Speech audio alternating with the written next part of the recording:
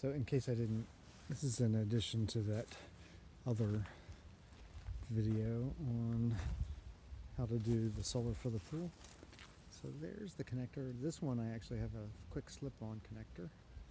And I wanted to point out that all you have to do is put PVC banged into the ground, and then I put some crushed stone around it.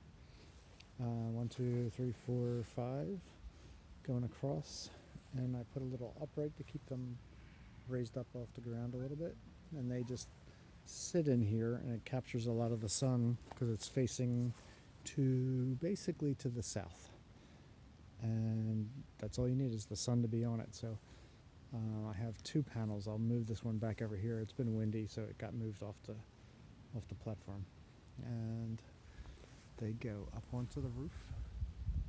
Can't see them from here, but I have I screwed in piano wire.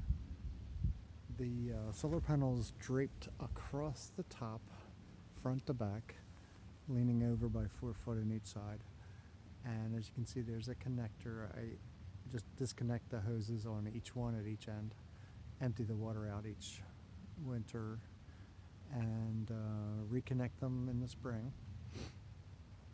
And that piano wire, there's like 3 across, and that holds the panels down onto the roof.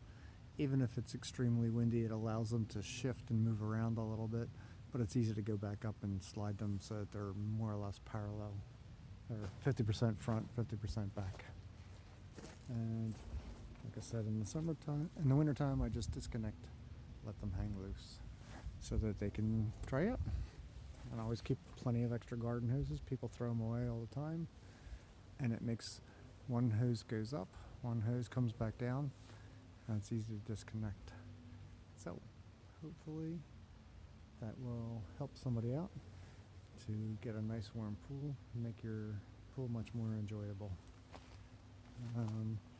And as I always recommend, what other appliance pays you to buy? So if you get solar PV, photovoltaic, that'll help pay down your electric bill. You can get about 100% photoelectric.